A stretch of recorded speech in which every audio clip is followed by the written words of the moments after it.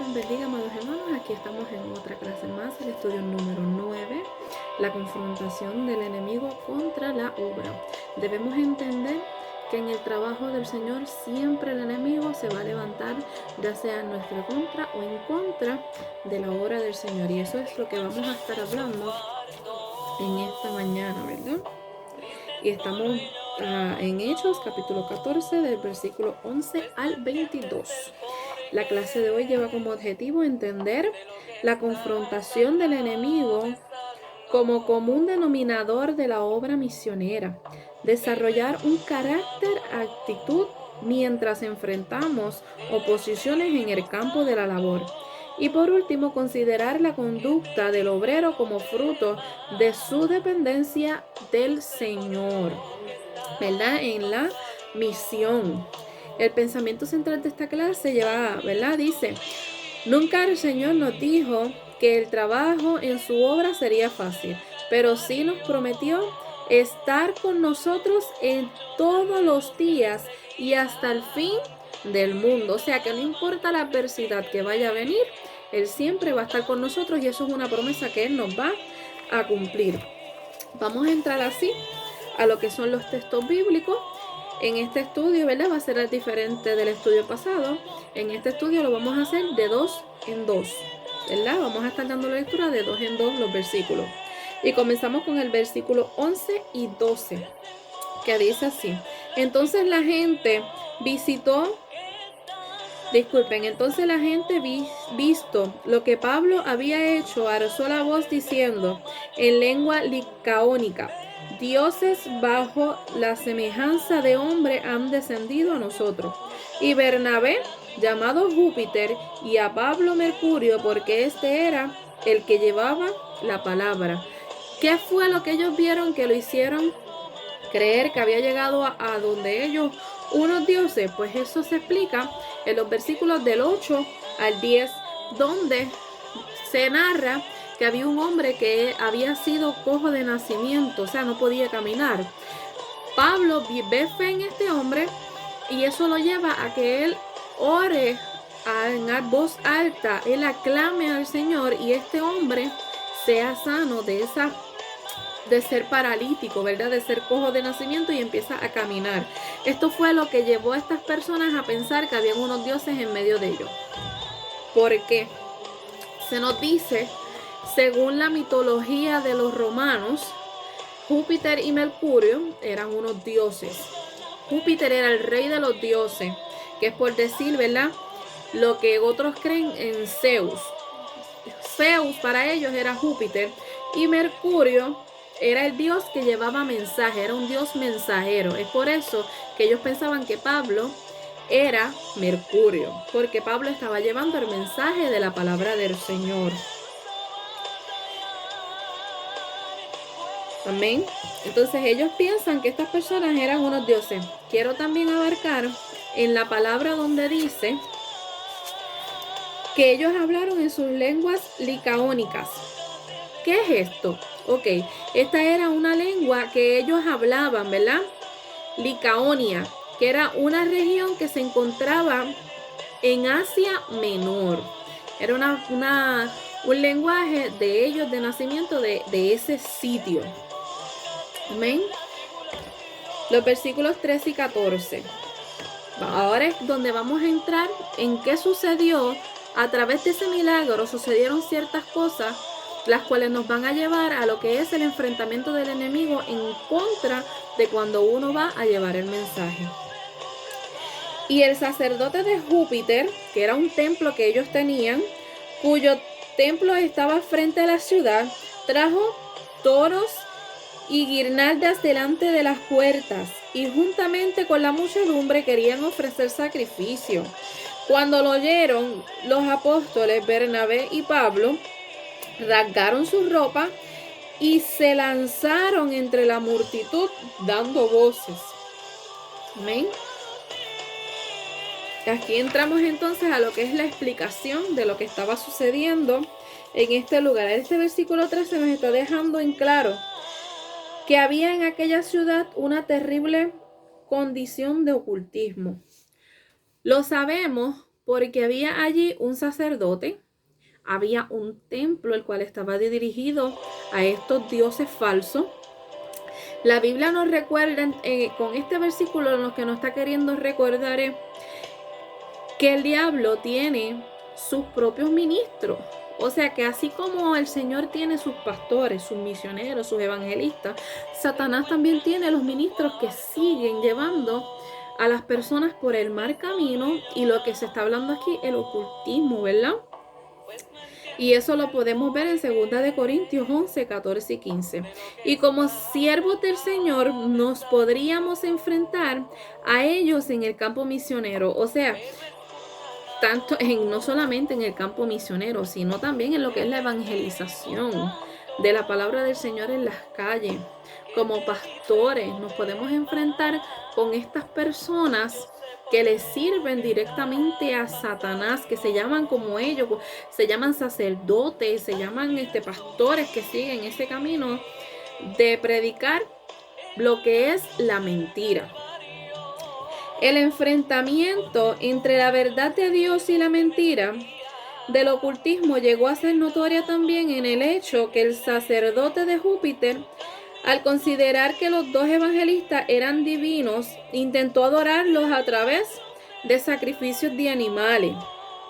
Entonces, en el verso 14 se deja ver y testifica de la conducta que manifestaron los siervos del Señor frente a este proceder. O sea, que ellos no permitieron en ningún momento que se les adoraran. La palabra que dijeron en defensa de su identidad la pronunciaron a voces. ¿Y qué palabras fueron esas? Son las palabras que vamos a ver a continuación en el verso 15 al 16. Y diciendo: varones, ¿por qué hacéis esto?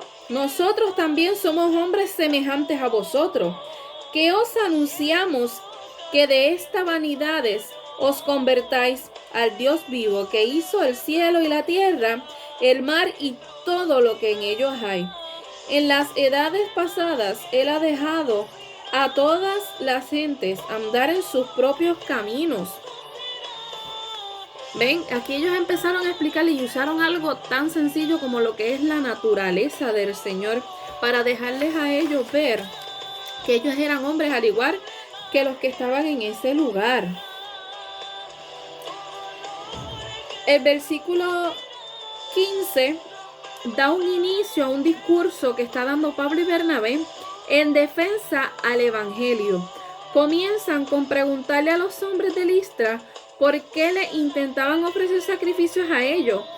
Con esto les querían decir que estaban haciendo algo incorrecto al intentar de adorarlo. Aquí hallamos una lección clara para los ministros de hoy día, ¿verdad? Los ministros que son del Señor. Debemos saber que Dios no nos ha llamado al ministerio porque seamos superiores a los demás, sino a pesar de ser humanos imperfectos, Él nos llamó a evangelizar su palabra. Es nuestro deber mantener una actitud humilde y conducta temerosa de Dios mientras hacemos el servicio. No importa el llamado que tú tengas, no importa cómo el Señor te haya llamado pastor, te haya llamado misionero, evangelista.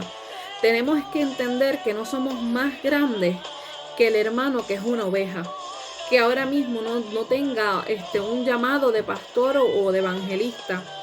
Tú y yo no somos más grandes que ellos porque tengamos llamado. No, tenemos que ser siempre humildes delante del Señor, porque el que se humilla, Dios lo ensalza, pero el que se ensalza es humillado. El único grande en medio nuestro es el Rey de Reyes y Señor de Señores, no nosotros. Lo que nosotros hacemos en la tierra es porque Él nos los ha permitido. El verso 16 está revelándonos que en los tiempos pasados Dios les había dejado un libre albedrío. ¿Ok? O sea que esto se va a explicar de una sola manera y esto no tiene más explicación. Cuando el Señor nos dio libre albedrío, nos dio a nosotros a escoger entre esos dos caminos. O decidimos servir al Señor o decidimos seguir en el mundo y en el pecado. Salvación o muerte eterna. Ese es el único camino, es tu libre albedrío, es tu decisión. El Señor nos dejó la palabra, pero nos dio a nosotros a escoger qué vamos a seguir, si lo vamos a seguir a Él o vamos a seguir las cosas del mundo. Simple y sencillo, eso es lo único que te puedo decir de ese verso 16. Es nuestra decisión, o seguimos al Señor o seguimos al diablo. No hay nada más que decir de ese versículo 16. Versículo 17. Si bien no se dejó a sí mismo sin testimonio, aquí está hablando de Cristo, haciendo bien, dándonos lluvia del cielo y tiempos fructíferos, llenando de sustento y de alegría nuestros corazones. Y diciendo estas cosas, difícilmente lograron impedir que la multitud les ofrecieran sacrificio. Este verso 17 nos deja ver que cuando los hombres ignoraban a Dios y se conducían de acuerdo a sus vanidades en la idolatría que estaban metidos, Dios no dejó de ser Dios. Siguió mostrándoles, aunque ellos estaban ciegos, siguió mostrándoles que Él seguía siendo Dios. A pesar de que ellos estaban en la idolatría, Dios seguía siendo Dios, Rey de reyes y Señor de señores. ¿Cómo se lo mostraba cuando caía la lluvia del cielo? Cuando no los dejaba sin sustento para poder alimentarse. Pablo dijo a los romanos que la benignidad de Dios debe causar arrepentimiento en los corazones de los hombres. Y eso está en Romanos 2:4. Ahora bien, debemos enseñar esta verdad a aquellos que ignoran la palabra, pues la idolatría trae tristeza a los corazones.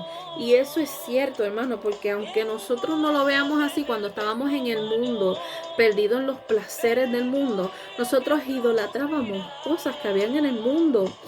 Cuando nosotros estábamos por darlo así un ejemplo, ¿verdad?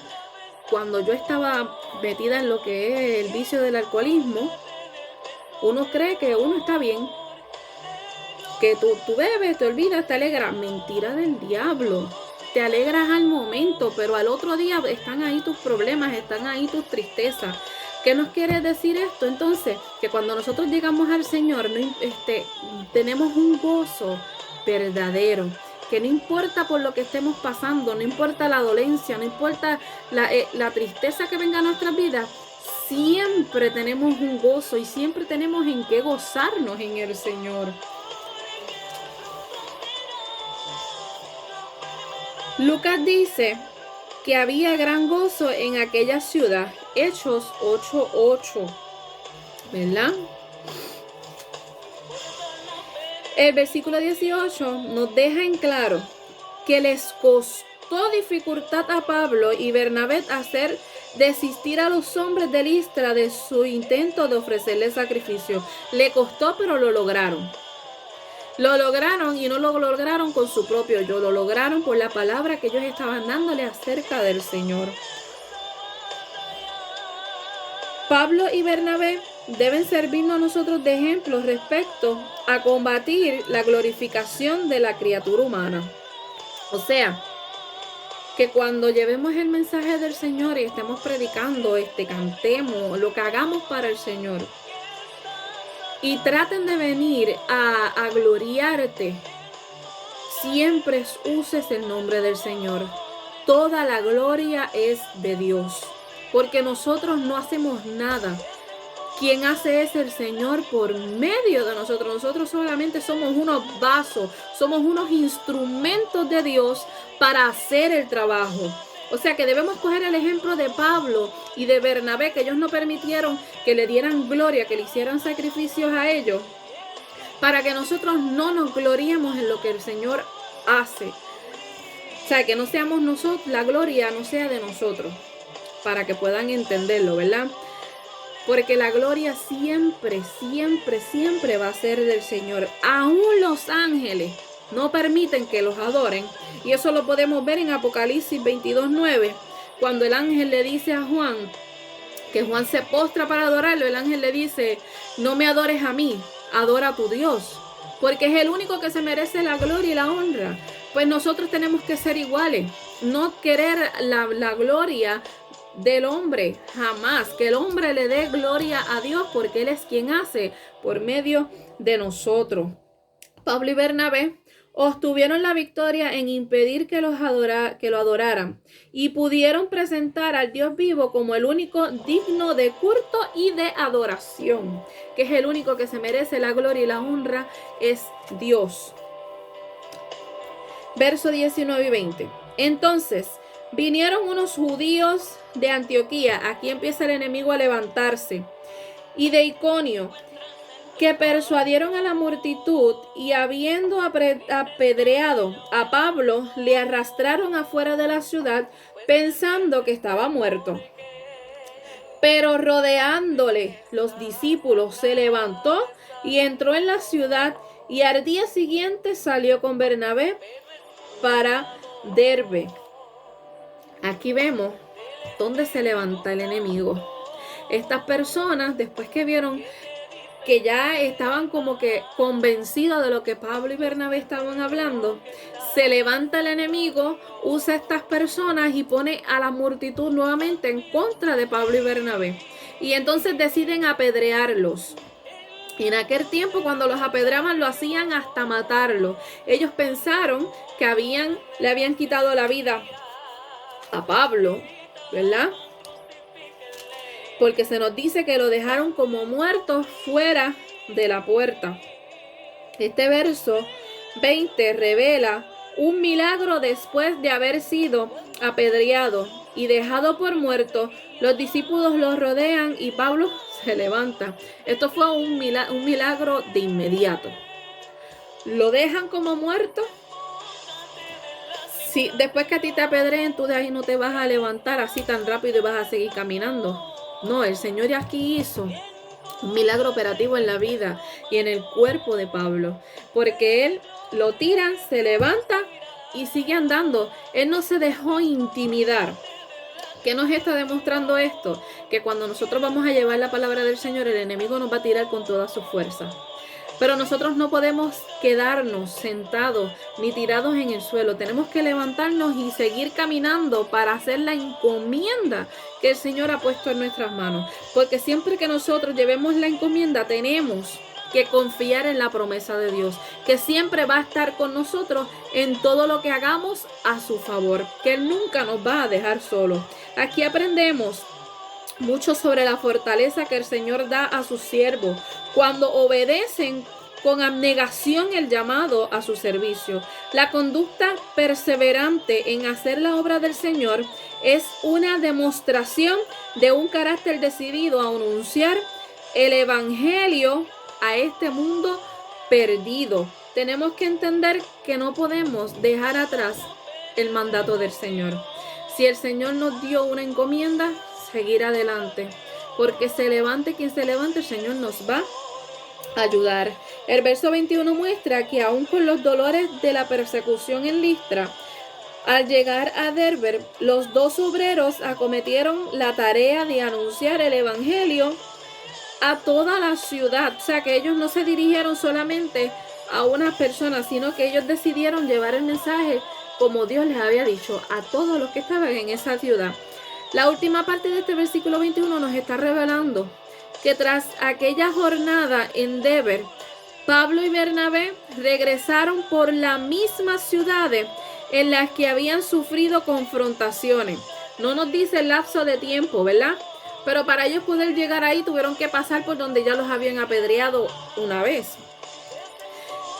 Y entonces, mas cuando servimos al Señor, el Espíritu Santo nos da poder para ser testigos de Cristo sin temor.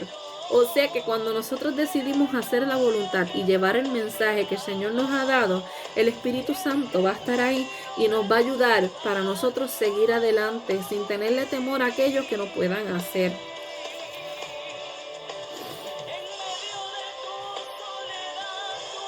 Y después, el verso 21 y 22, y después de anunciar el evangelio a aquella ciudad y de hacer muchos discípulos, volvieron a Listra y a Iconio y Antioquía. ¿Ves lo que les estaba diciendo? Que ellos regresaron al sitio donde ya los habían apedreado, confirmando los ánimos de los discípulos, exhortándoles a que permaneciesen en fe y diciéndoles: es necesario que a través de muchas tribulaciones entremos en el reino de los cielos. O sea, que para llegar al reino de los cielos vamos a pasar por muchas tribulaciones, por mucho dolor, pero vamos a ver la gloria del Señor, ¿verdad? Este verso 22 dice que al regresar a aquella ciudad, los obreros confirmaban los ánimos de los hermanos, exhortándolos a que perseveraran en la fe. Les enseñaban la necesidad a través de muchas tribulaciones. Iban a entrar al reino de los cielos. O sea, hermano, nosotros, los que tenemos ministerio, los que estamos llamados a trabajar para el Señor, tenemos que acercarnos a aquellas personas que vemos que son pobres de espíritu, por decirlo de alguna manera, que sabemos que cualquier cosita los puede tumbar, hermanos. Nosotros tenemos que esforzarnos nosotros y darle palabras de alientos a ellos. No de darle una palabra que los vaya a empujar y los vaya a sacar. Tenemos que exhortarles a que sigan hacia adelante, que no pierdan la fe, que ellos vean en nosotros esa fortaleza que ellos necesitan. La fortaleza proviene del Señor. Eso lo entendemos. Pero si no tenemos a alguien que nos levante la mano en medio de la prueba, ¿cómo vamos a seguir caminando? Cuando nos sentimos desmayar, nosotros necesitamos esa palabra de aliento, esa palabra de que esfuérzate, sé valiente. El Señor también nos ha llamado a eso, a darle esa palabra a esa persona que las necesitan. Nosotros también debemos alertar a los de poco ánimo y sostener a los débiles, y eso está en la palabra del Señor en 1 de Tesalonicenses 5:14.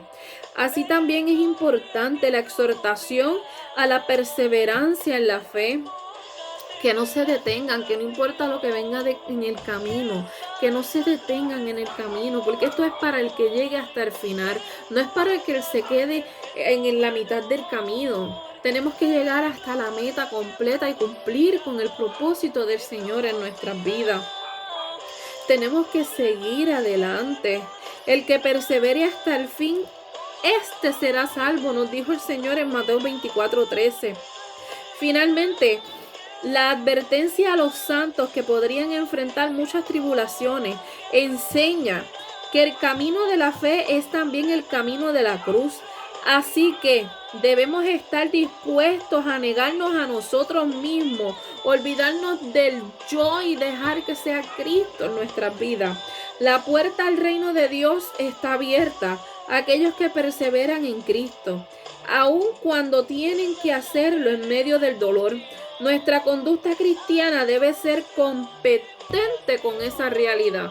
Si no estamos bajo esa realidad, hermanos, no vamos a llegar a nada. Tenemos que, esto lo hemos dicho desde el comienzo de estos estudios, de hecho, tenemos que centralizarnos en Cristo. Si estamos centralizados en Cristo Jesús, vamos a permanecer y vamos a llegar a la meta, que es llegar al reino de los cielos, obtener la salvación completa, esa corona que está prometida para nosotros. Pero esto es perseverando en el Señor, haciendo su voluntad, no moviéndonos fuera de la voluntad de Dios, porque cuando nos movemos fuera de la voluntad del Señor, perdemos todo lo que ya hemos logrado lo perdemos y tenemos que volver a empezar desde cero, porque no te creas que lo que tú hiciste ahora, si te apartas, se va a quedar ahí. Ya eso va a quedar como en el pasado. Cuando volvemos al Señor, volvemos otra vez de cero. Así que tenemos que intentar seguir adelante. El que esté firme, mire que no caiga, dice la palabra del Señor. Vamos a hacer lo que el Señor nos ha mandado sin olvidarnos en ningún momento que el enemigo se va a levantar en nuestra contra. No les voy a decir que este camino va a ser color de rosa, porque nos van a tocar las espinas en medio del camino. Pero siempre tenemos que estar confiados que el Señor va a estar en medio de nosotros y va a estar ahí cuidando y protegiendo que el mandato que nos dio se lleve a tiempo y afuera de tiempo.